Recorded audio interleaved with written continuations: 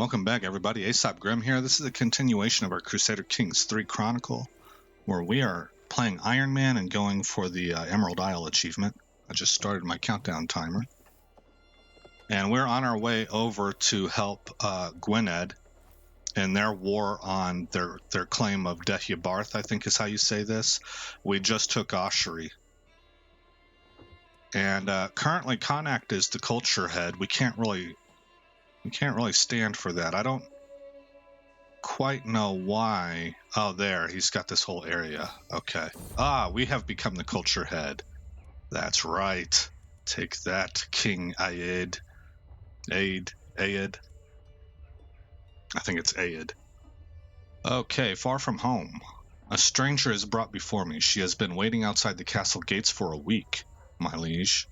My guard informs me. The woman bows deeply. My name is Kadroma, your highness. I have traveled far and wide and see many things, but I am weary of the road. If you allow me to stay, I will happily share my knowledge of the world with you and be your loyal servant. Embrace God, and this will be your home. Kadroma Shar. She's a wanderer. She is Gayer Bompo. And, that's her faith. That's a Tibetan faith. We consider them evil, and they consider us evil. She is from Sengpa, part of the Tibetan group. Current fascination, royal prerogative. Will you convert? Yes. You gained a favor hook on Kadroma Shar. Okay, worker diligence. Holding of Roscrea got motivated workers for 10 years. Pause it. And that's because of our spouse's stewardship skill. Okay. So we have an international court now.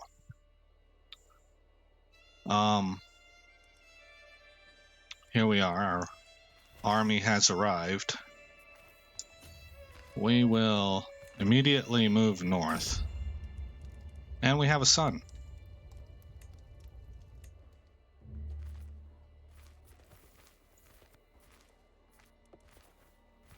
Okay, move over here. They can't do anything, so there's no reason really to chase them around. How about Gwent?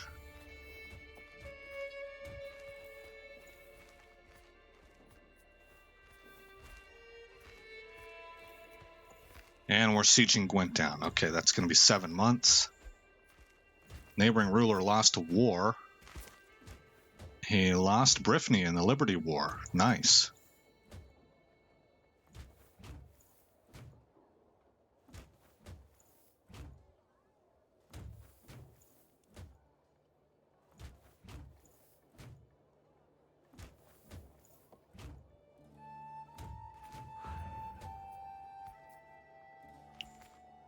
Uh, 100% war score. Okay, so did we help at all?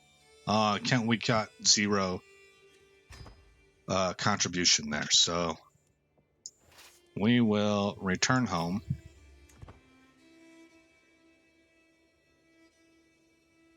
With 131 gold in the bank, what I want to do is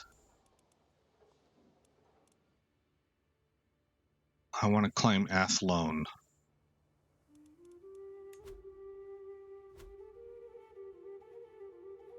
Alright. Are you guys already under siege by anybody? No. You do have a claim on the Kingdom of Ireland. This man here is related to us. I think he's our cousin. Yes, your cousin. Male Seclane. He's got his own house, but it's like a cadet branch. All of us roll back to... Well, that's not the case with him. I don't know. Maybe he's my cousin through marriage. That might be what it is. Okay. Alright, our daughter has been born. Anna.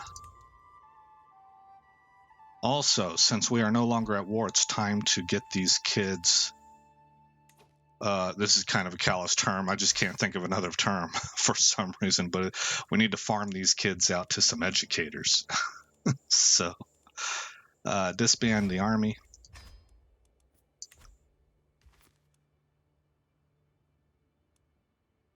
We are swaying Mayor Carlos. Okay. All right, chillins. You have a guardian. I just want to confirm everybody. You have a guardian. Oh, we can pick your education now, too. How old are you? You're 6. 1, 2, 4, 2, 6. Either learning or stewardship is what we should go with. He's he's learning education. Pensive children often do well with a learning education. Childhood trait, stewardship +1, learning +1.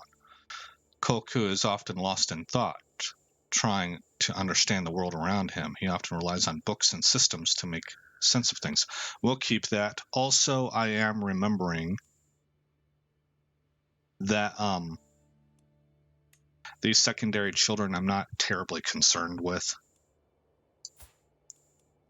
I want them to be educated in something. Rowdy and stuttering.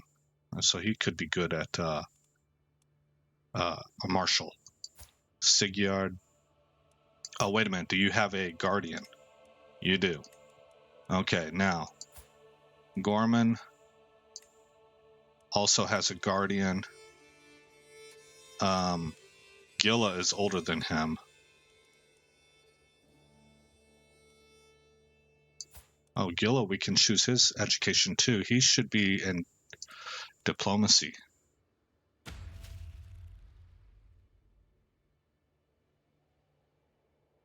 He already has that focus. Oh, that's learning.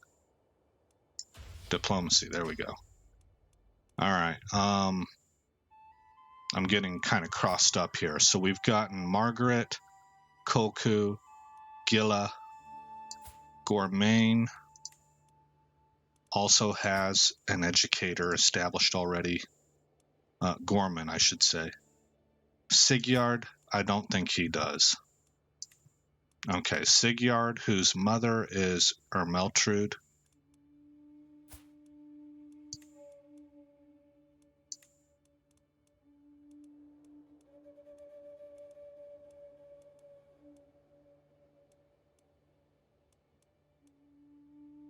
There she is.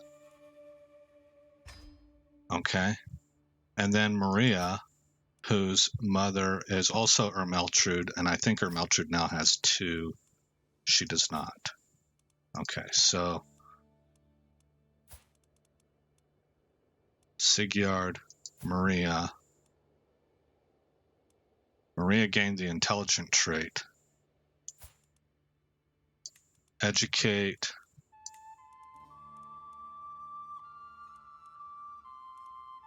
Adelaide, Denise, Ermeltrude. Send proposal. Okay, and then we have +2 more. We have Selene and Anna. Selene, whose mother is Denise. Educate.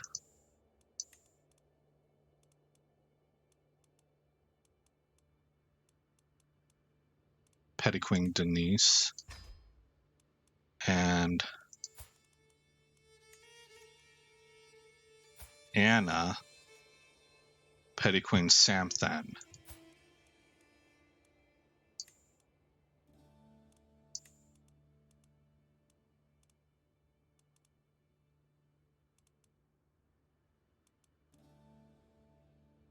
I didn't see her.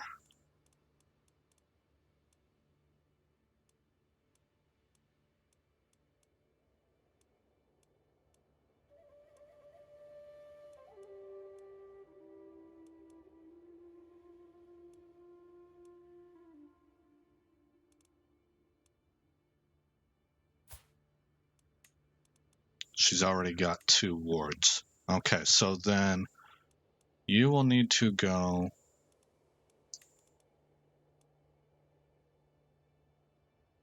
I guess Ainsworth. Ainsworth has nobody. And she's good at the learning, so she'd like to teach, I would imagine, if she's good at learning. And she's 39 years old, I think.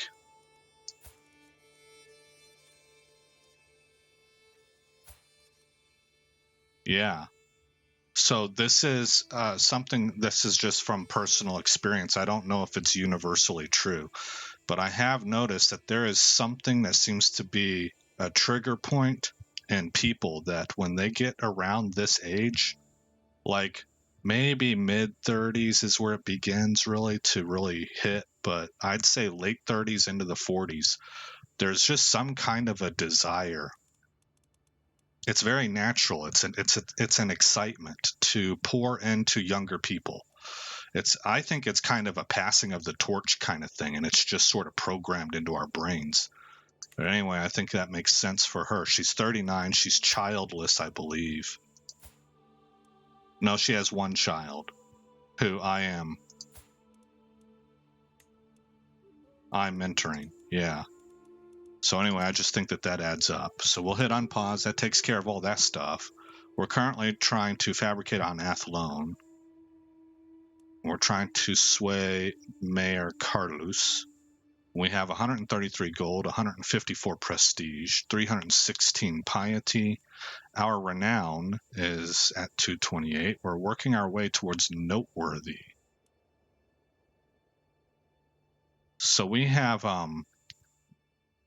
level of fame. I was misreading that earlier. Level of fame seems to be individual based. Renown is family based, and I was thinking of this as being family based. I'm really glad that I played according to the gallant tree. If I had recognized that this was about individual, how people see him as an individual, I wouldn't have even waffled over that thought. He's gallant. He absolutely is concerned with that. Nightly practice. The clanging of mail and the clashing of swords rings in my ears as my knights practice their arms. I study them intently, trying to ascertain each one's particular strengths and weaknesses. There can be little rest for them, for as soon as the bell is rung to signal the end of the mock melee, the stable doors are opened. It is time to bring out the mounts. Today we are going field riding. We might gain a martial lifestyle perk, or bring me my armor. I haven't ridden on the Quantaine in ages. We would gain mounted exercise. This character rides for hours in the courtyard, ensuring their grip stays strong and swings bear down with force. We would gain personal prowess as well as personal health, which we could use because of the gout, but I'm going to go ahead and take the lifestyle perk. Senatig glances at the mud fields at the bottom of the hill. Those could serve as the outline of an enemy army, he says. I inform my knights as I inspect their battle line, preparing them for the strategy at hand. I should cut off diagonally and lead the knights into the flanks. Yeah, I should. Or we could charge straight ahead. No. Hit the flanks with cavalry. The storm of hooves around me, the shouts of mounted warriors, their unyielding momentum. Riding at their head, it feels as if I am at the head of a force of nature. This, however, is a force I direct, that responds to my every little order, that I command as if it was an extension of myself. Charging into the flanks of an imaginary army, my knights never straying from my plan, I know that this is how I bring utter devastation to my enemy. This is how the rush of victory will feel. Okay. And so with that, we will take, let's take envelopment. Men-at-arms, counter efficiency plus 25%. Okay. So I don't have any men-at-arms. And I was about to go upgrade our castle, but I'm thinking maybe I should get men-at-arms. How's Connacht looking? Not good. He does have allies. A lot of them. Yeah. What about Dublin?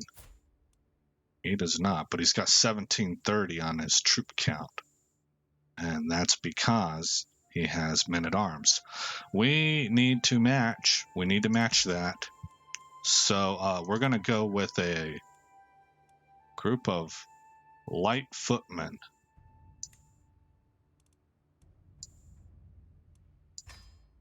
And bowmen. Okay. Now we're going to be at reduced monthly income while those two units fill up, I guess.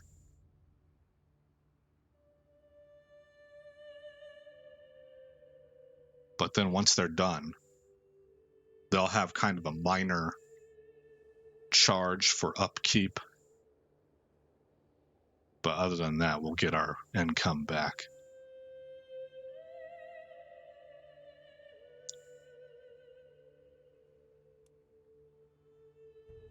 And we're into 1078. Whatever happened over here? Wow, Norway just never attacked. Oh, he's allied with the Duke of Normandy now. That's interesting. William died.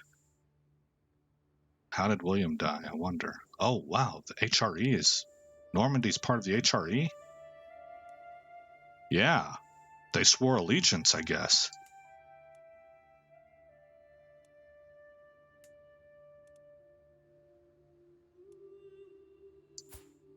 Duke William of Normandy, who was the son of the Count Renaud.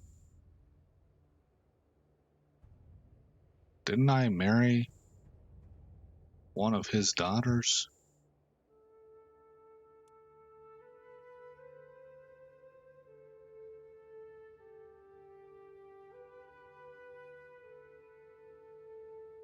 Huh. Duchy of Normandy. History. William the Bastard. Oh, he's still alive. He just got stripped of everything, just about. He's got the county of Athlone. Wow. Ermeltrude is pregnant again. Man. The one with the intelligent... Does she have lustful or anything? No? Maybe she gets a bonus to fertility because she's our primary. Overtaxation. And we were able to sway the mayor, Carlos. He's at a plus 61 now. Let's work on our chancellor.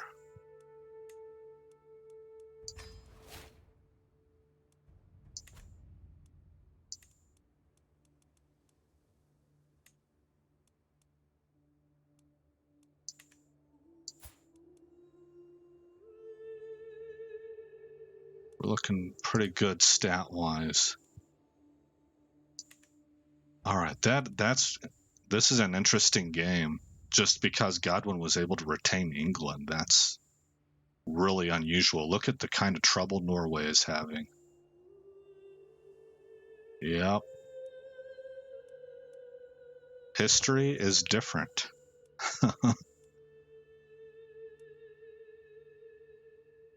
All right, so the HRE is the dominant force on the map, at least in the west. Who's to say what's going on in the east or down here in the south?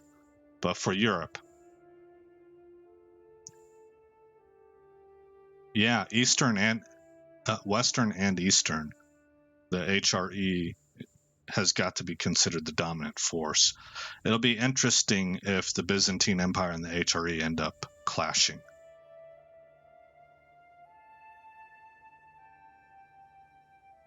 Ireland is really starting to... I've never seen it do this, but this to me makes the most sense, where you have less and less. Look, Athlone is the only lone county left. Everything else is part of a larger duchy, and that makes sense to me that it would go that way. Okay, we've got our claim. It's going to cost us 78 gold, so we don't even go into debt. So if we look at Athlone, they have no allies. They're not at war. They have 775 troops.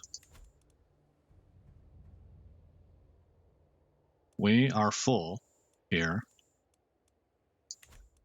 And so we have how many? 1333. All right, I feel comfortable with that. We got just under 10 minutes left. Let's go ahead and attack. Declare war for our claims. I have the prestige. They are rated as vastly inferior. They don't have any knights? No, they have 5 knights. Okay. And we will declare war and raise armies.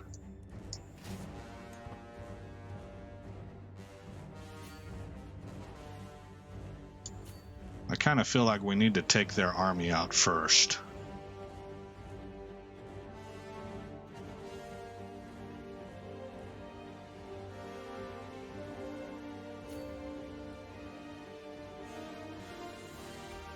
Okay.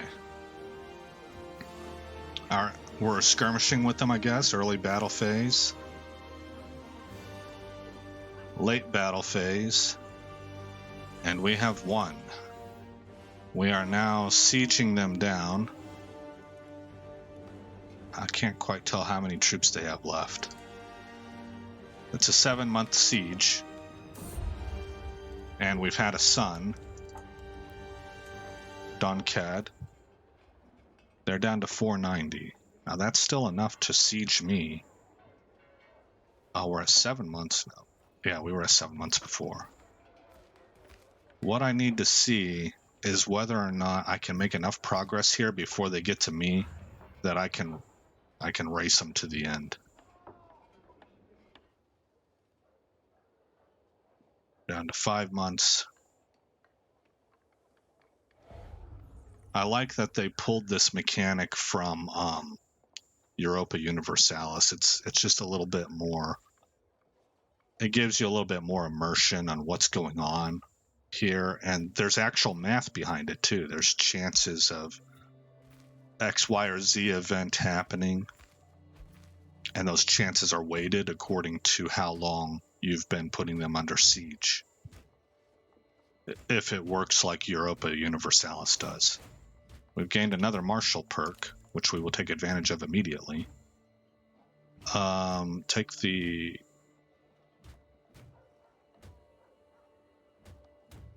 take... Oh, no, guys, I have a freeze.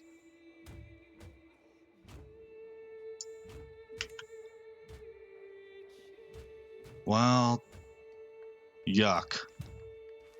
Okay, let me try to put you guys on pause and see if I can reload this game. Okay, we are back. I was able to successfully reload. That is scary for the future of this playthrough. But you can see it did take us back a little bit. We got 5 months left instead of under 2, I think we were at. And they're over here. So I'm concerned that bringing up the martial perk while we were sieging might have been what did it. Because that would affect how fast we can siege down. And we were already in progress of sieging. So I will restart my timer here. Oh, Ragnvald died. So this young man is now in charge. I have it on pause right now. He's Catholic and Irish. He is how old? 13 years old. Okay. And I'm not going to plot his death so that we inherit the county because we are gallant. We do have an empty council position. And our nephew could fill it. Seems to be one of the most qualified. I don't like to put my wife in that position. These people can get killed sometimes.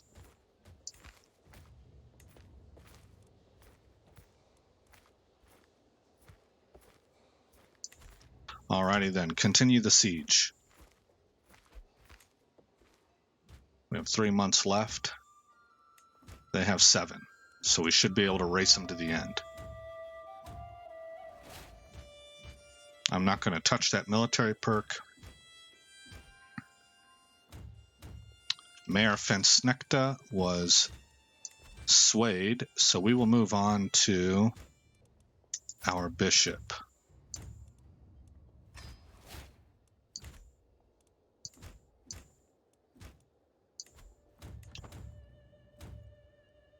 All right, down to 2 months.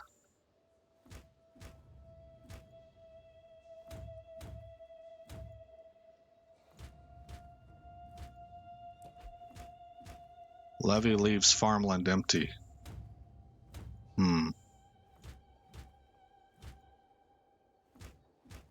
That's an ossuary.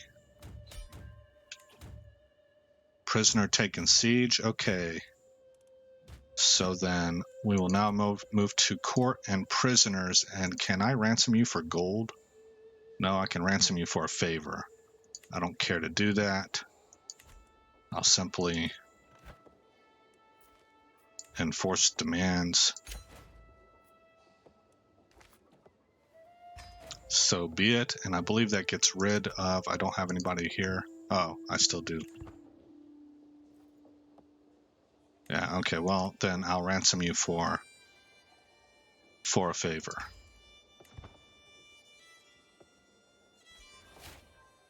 Okay. That is one of the better looking characters I've seen in this game. Not up close. Maybe not. The character creation system, and that they look so much more believable, you know. Under siege, Mayor Fensnekta, Levy leaves farmland, siege 1, prisoner taken in siege, ransom accepted, spouse's skills, trait, diplomat, +3 to diplomacy. Nice. Okay, we will X out of that, and we will return home. And we're at 28 gold.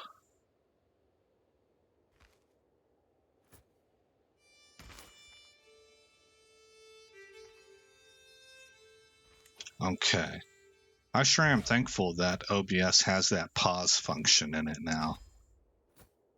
Helps me to get over things like the freeze that we had earlier. All right, now, that said, it's time to open this up and see if we... Well, let's look at everything else first. This is Munster, so we're the biggest one. Connacht is kind of close. We can raise around 1650 troops. We also still have allies. Although I have a claim on the Kingdom of Ireland, I can't form it, and therefore I can't, I don't think it can be pressed because it's not formed yet.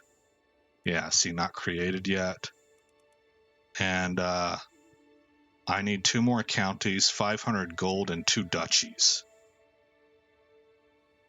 So the quickest way to 2 duchies would be to take Leinster or Dublin.